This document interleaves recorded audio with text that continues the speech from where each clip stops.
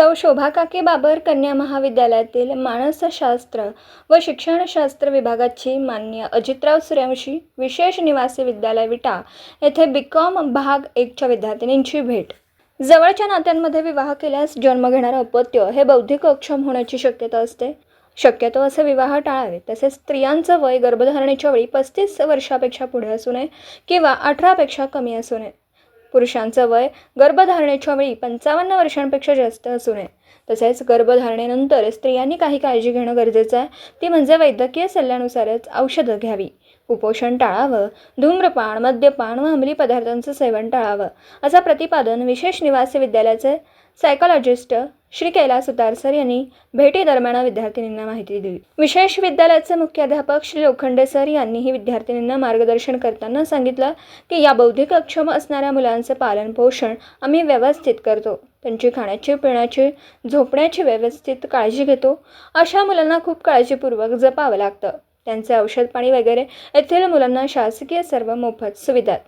यावेळी सौ शोभा काके बाबर कन्या महाविद्यालयातील मानसशास्त्र विभागाचे विभाग प्रमुख डॉक्टर पेसाळा SS यांनीही विद्यार्थिनींना मार्गदर्शन करताना सांगितलं की बौद्धिक अक्षम असणाऱ्या मुलांना आपल्या रेग्युलर शाळेत घालून चालत नाही. तिथे त्यांची प्रगती होत नाही. म्हणून अशा मुलांना या अशा विशेष विद्यालयात दाखल करावं लागतं. या ठिकाणी त्यांच्या बौद्धिक क्षमतेनुसार शिक्षण दिलं जातं व त्यांच्या वर्तनात सुधारणा घडवून पुढे व्यावसायिक शिक्षणही अशा शाळांमधून दिलं जातं, जेणेकरून अशी मुलं स्वतःच्या पायावरती स्वतः उभी राहू शकतील. यावेळी उपस्थित सर्वांचे आभार शिक्षणशास्त्र विभागाचे प्रमुख प्राध्यापक जाधव SB सर यांनी मानले. विशेष निवासी विद्यालयातील सर्व विद्यार्थ्यांची पाहणी करून त्यांचे मानसिक आरोग्य कसं सांभाळलं जातं, त्यांच्या वर्तनामध्ये कशी सुधारणा केली जाते याची माहिती BCom भाग 1 मधील विद्यार्थिनींनी घेतली व या मुलांना खाऊ म्हणून काकडीचं वाटप केलं.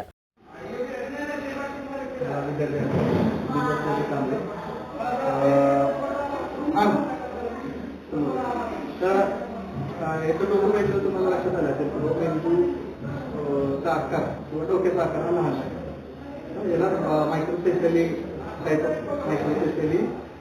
मेंटल रिटायर्ड पर्सन असं म्हणतं. तर यांचं डोकं लहान असतं आणि एकंदरीत बाकी चेहरा वगैरे बाकी तुम्हाला एवढं हे वाटत नसेल, पण कान वगैरे ते डोक्याचा आकार लहान झाल्यामुळं बाहेर आले. तर त्याच्यामध्ये हायपर ऍक्टिव्हिटी सुद्धा आहे, म्हणजे शांत होत नाही, अतिचंचल आहे आणि थोडंसं बॅलन्सचा पण या मुलांचा प्रॉब्लेम असतो. आणि खूप हायपर ऍक्टिव्हिटी असल्यामुळे काय होतं की बाबा जी सुद्धा कोणती गोष्ट यांना आकर्षक वाटते ती सवयला आहे. ठीक आहे. हा डाऊन सिंड्रोम प्रकार असेल. डाऊन सिंड्रोम त्याला आपण मंगोलिझम असं म्हणतो.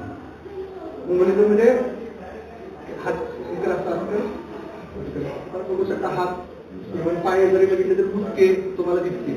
पायाचा आकार म्हणजे हलकमध्ये ज्या प्रकारे तशी जिभेवर बघा नीसारखं दिसू दे त्यांना बाहेर टाका बाहेर. तर जिभेवर अशा रेषा आहे, नॉर्मल आपल्या एवढ्या लाईन वगैरे नसतात. आणि मंगोल डोळे वगैरे थोडेसे हे असतात. त्यामुळं मंगोलिझम प्रकारचे जे लोक असतात त्या प्रकारची ही शरीर दिसते. ठीक आहे. आहे, बिहेवियर मॉडिफिकेशन आहे, टोकन इकॉनॉमी आहे, जे वेगवेगळ्या त्याचा बिहेवियर कंट्रोलसाठी वापरतात.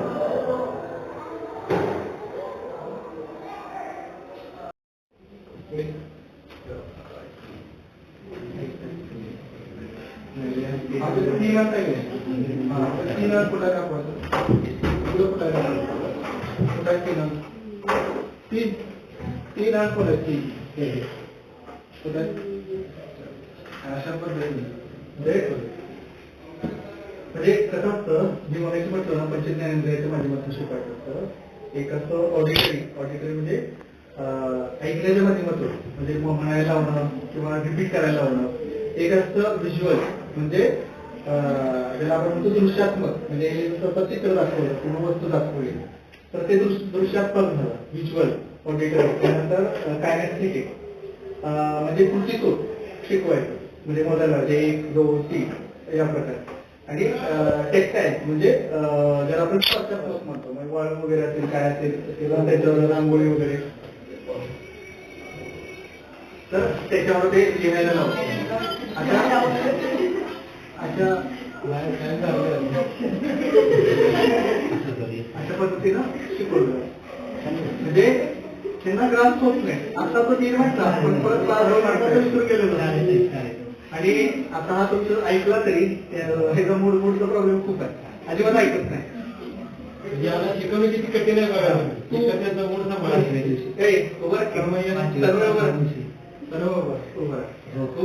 तर त्याला सावधीचा तो पण आहे आणि प्लस सीसीचा तर प्रॉब्लेम आहे. म्हणजे जे ग्रीप वगैरे म्हणा किंवा बाकी गोष्टी किंवा हालचाल आता आपण कसं असं लागतो तर हा मारायला लागला असं लागला असं स्लो मोशन मध्ये हालचाली वगैरे याच्यात स्लो असतं. नाव सांग तुझं, मागं पड नको पुढं पुढं नाव सांग तुझं. त्याचा भरपूर बोलतो एक नाव सांग तुझं. नीट नीट नाव सांग. नाव सांग. तन्मय नाव सांग. नाव सांग की नाव सांग. हा नाव सांग. तुला भेटायला घराकडे घेऊन जाणार आहे तुला. सांग शेखर नाव सांग तुझं. हा सांग नाव सांग. मोठ्या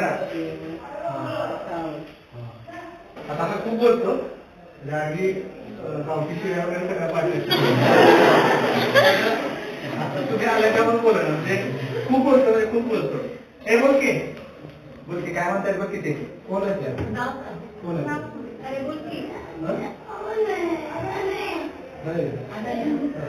आता थोडं बोलतो. हे जाणार कुठं त्यांच्या बरोबर त्यांच्या जाणार कुठं सोडायचं कुठं कुठं सोडायचं सांग. गावात सांगते